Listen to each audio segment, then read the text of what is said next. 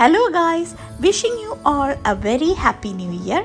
അപ്പോൾ നമ്മൾ ഇത്രയും ദിവസം കണ്ടുകൊണ്ടിരുന്നത് മസ്കറ്റ് കാഴ്ചകളായിരുന്നു. ഇനിയും നമുക്കത് തുടർന്നാലോ? Welcome to Sin's bucket list. ഞാനിപ്പോൾ നിൽക്കുന്നത് സുൽത്താൻ കാബൂസ് പണിത കൊട്ടാരത്തിന് മുമ്പിലാണ്. ഇപ്പോൾ അവിടെ താമസിക്കുന്നത് Sultan Haitham bin Tariq, current king ആണ്. പുള്ളിയുടെ ഒരു സമ്മർ പാലസ് പോലെയാണ് കേട്ടോ. അദ്ദേഹത്തിൻ്റെ കുടുംബവും അദ്ദേഹവും വന്ന് സമ്മർ പാലസ് പോലെ താമസിക്കുന്നതാണ് ഇപ്പോൾ ആ കൊട്ടാരം. അതെല്ലാം കണ്ടു കഴിഞ്ഞതിന് ശേഷം ഞങ്ങൾ നേരെ അവിടെ നിന്ന് അടുത്ത ലൊക്കേഷനിലേക്കുള്ള യാത്രയിലാണ്. ഇനി നമ്മൾ പോകുന്നത് എങ്ങോട്ടാണെന്നറിയോ? നമ്മൾ പോകുന്നത് മട്രാസ് സൂക്കിലേക്കാണ്. മട്രാസ് സൂക്ക് എന്ന് പറയുന്നത് മസ്കറ്റിൽ ഒരുവിധം എന്താ പറയുക, ഈ ചെറിയ ചെറിയ സൊവനിയേഴ്സ്, അതേപോലെ ഒമാനിൽ തന്നെ സ്പെഷ്യലി ആയിട്ടുള്ള എന്തെങ്കിലും ആർട്ട് അവരുടെ ഹാൻഡിക്രാഫ്റ്റ്സ് അങ്ങനത്തെയൊക്കെ സാധനങ്ങൾ പലതും വാങ്ങാൻ കിട്ടും. ലൈറ്റ്സ്, അങ്ങനെ പല സാധനങ്ങളും വാങ്ങാൻ കിട്ടും മട്രാസ് സൂക്കിൽ ചെന്നാൽ. നമുക്കൊന്ന് കണ്ടു കളയാം, അപ്പോഴല്ലേ അറിയാൻ പറ്റൂ എന്താണ് അവിടെ ഉള്ളതെന്ന്.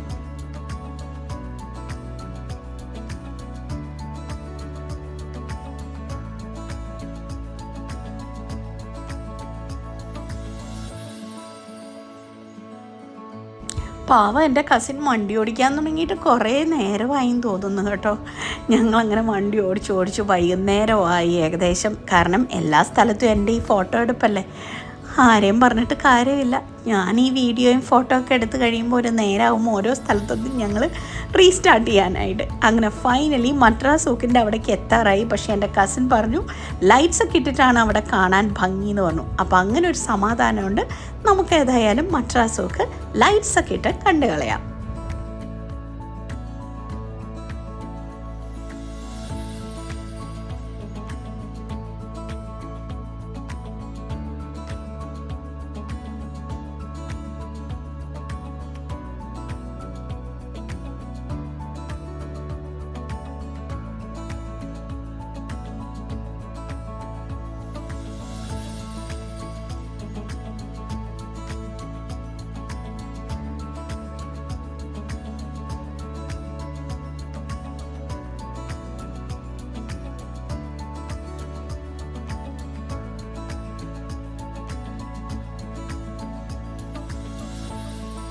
അങ്ങനെ ഫൈനലി നമ്മൾ മട്രാസ് സൂക്കിൻ്റെ ഭാഗത്ത് എത്തിക്കഴിഞ്ഞു. ഇപ്പോൾ നമ്മൾ കണ്ടുകൊണ്ടിരിക്കുന്ന ആ കപ്പലിൻ്റെ പേരാണ് അൽ സയ്ദ്. അത് റോയൽ യോട്ട് ഓഫ് ഒമാൻ ആണ് കേട്ടോ. അൽ സയ്ദ് ലോഞ്ച് ചെയ്തത് 2007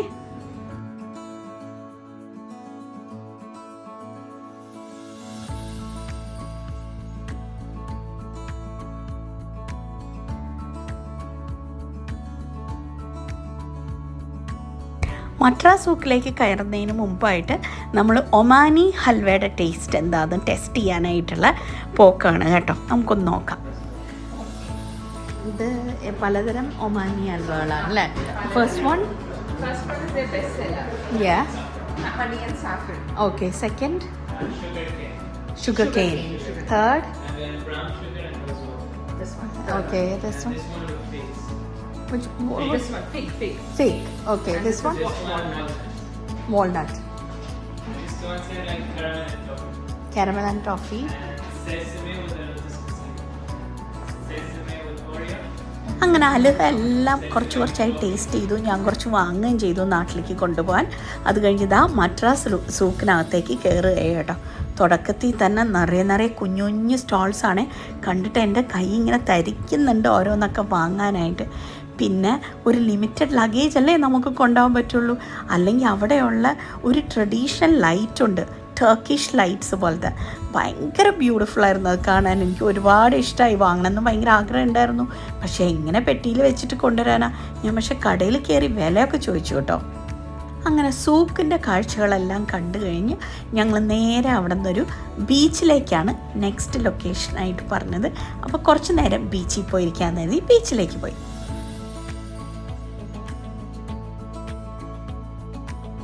ബീച്ചിലൊക്കെ നടന്നു കഴിഞ്ഞപ്പോൾ ഞങ്ങൾക്ക് വിശക്കാൻ തുടങ്ങി. ഞങ്ങൾ നേരെ അനന്തപുരിയിലോട്ട് വിട്ടു. അനന്തപുരി എന്ന് പറഞ്ഞാൽ മസ്കറ്റിലെ ഒട്ടുമിക്ക മലയാളികളും തന്നെ പോകുന്ന സ്ഥലമായിരിക്കും. അത്രയ്ക്ക് ഫേമസ് ആണ്. വെജ്, നോൺ വെജ് എല്ലാ തരത്തിലുള്ള നാടൻ വിഭവങ്ങളും അനന്തപുരിയിൽ കിട്ടും. അത് മാത്രമല്ല അതിൻ്റെ ആംബിയൻസാണ് നമ്മളെ ഏറ്റവും അധികം അട്രാക്റ്റ് ചെയ്യുന്നത് കേട്ടോ.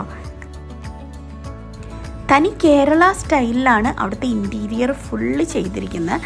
അവിടെ ഒരു സെപ്പറേറ്റ് ഹാളുണ്ട്. അത് ശരിക്കും പറഞ്ഞു കഴിഞ്ഞാൽ കേരളത്തിലെ ഒരു നാട്ടുമ്പുറത്ത് ചെന്ന ഒരു പ്രതീതിയാണ് അവിടെ ചെന്ന് കഴിഞ്ഞാൽ.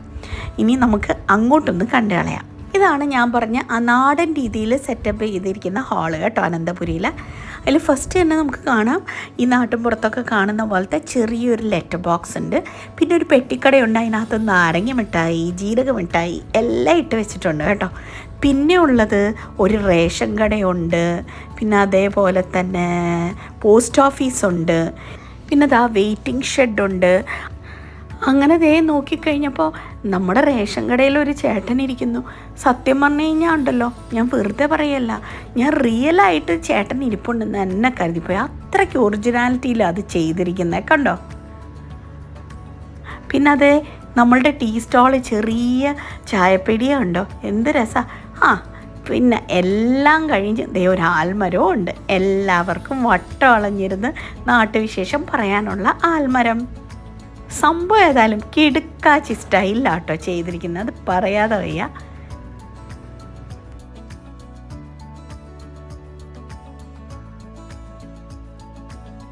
അതുപോലെ ഫുഡും വളരെ ഒത്തൻറ്റിക് ആയിട്ടുള്ള നാടൻ വിഭവം തന്നെയായിരുന്നു കേട്ടോ.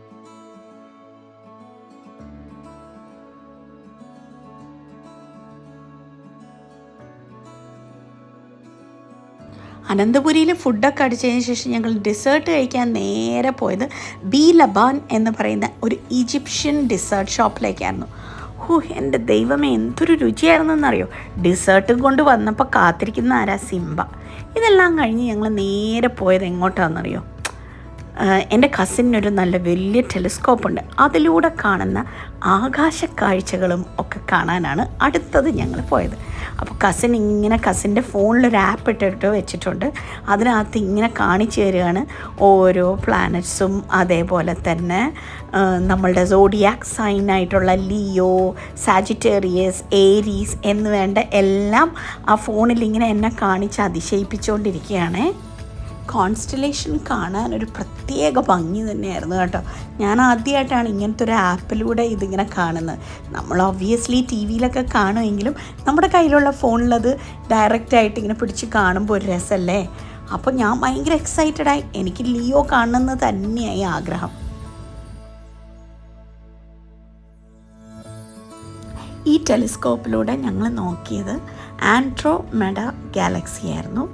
അത് കാണാനുള്ളൊരു ഭംഗി പറഞ്ഞറിയിക്കാൻ പറ്റില്ല കേട്ടോ. അങ്ങനെ ഗാലക്സിയൊക്കെ കണ്ടു കഴിഞ്ഞ് ഞങ്ങൾ അടുത്തത് പോയത് എൻ്റെ കസിൻ്റെ പാഷനായിട്ടുള്ള train building ഹോബിയിലേക്കാണ്.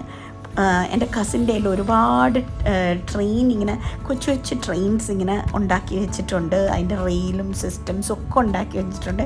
He is very passionate about. അപ്പോൾ അതെല്ലാം നമ്മളെ വർക്ക് ചെയ്തൊക്കെ എന്നെ കാണിച്ചു തന്നു കേട്ടോ. കുട്ടി കുട്ടി ട്രെയിനുകളും അതുപോലെ ഉണ്ടാക്കാനെടുക്കുന്ന സമയവും. എൻ്റെ കസിനും കസിൻ്റെ മോളും കൂടെയാണ് ഇത് മുഴുവൻ ഉണ്ടാക്കി വെച്ചത്. ഇതെല്ലാം ടൈനി ടൈനി ടൈനി പീസസാണ്. അത് ഓരോന്നെടുത്ത് കൂട്ടി വെച്ചിട്ടാണ് ഇതിങ്ങനെ ബിൽഡപ്പ് ചെയ്തെടുക്കുന്നത്. ഇതിൽ ഇപ്പോൾ ഓരോ കുഞ്ഞി കഷ്ണം പുല്ലിൻ്റെ അതുപോലെ റെയിൽസൊക്കെയാണ് കണക്ട് ചെയ്ത് വേണം ഇതുണ്ടാക്കാനായിട്ട്. അപ്പോൾ എൻ്റെ കസിൻ എനിക്ക് പറഞ്ഞു തന്നിട്ടുണ്ടായിരുന്നു ഇതൊക്കെ എങ്ങനെയാണ് ചെയ്തതെന്നുള്ളത്. പോരാത്തതിനോ അച്ഛനും മോളും കൂടെ അതിനകത്ത് ഒരു സ്റ്റോറിയും ഉണ്ടാക്കിയിട്ടുണ്ട്. ആ ട്രെയിൻ സ്റ്റേഷൻ്റെ അവിടെ എന്താണ് ഓരോ ക്യാരക്ടേഴ്സ്, അതിനകത്ത് ഓരോ ഫിഗറീൻസ് വെച്ചിട്ടുണ്ട്. അതിലുള്ള ആ പെൺകുട്ടി എന്ത് ചിന്തിക്കുന്നു, അതിലെ ആൺകുട്ടി എന്ത് ചിന്തിക്കുന്നു എന്നൊക്കെ ഓരോ കഥയും ഉണ്ടാക്കിയിട്ടുണ്ട്. ഏതായാലും ഭയങ്കര രസകരം തന്നെ. നല്ല എന്താ പറയുക, കാണാൻ കൗതുകമുള്ളൊരു പാഷൻ തന്നെ. അങ്ങനെ അതെല്ലാം കണ്ടു കഴിഞ്ഞ് അന്നത്തെ ദിവസം ഞങ്ങൾ വളരെ സന്തോഷത്തോടുകൂടെ അവസാനിച്ചു.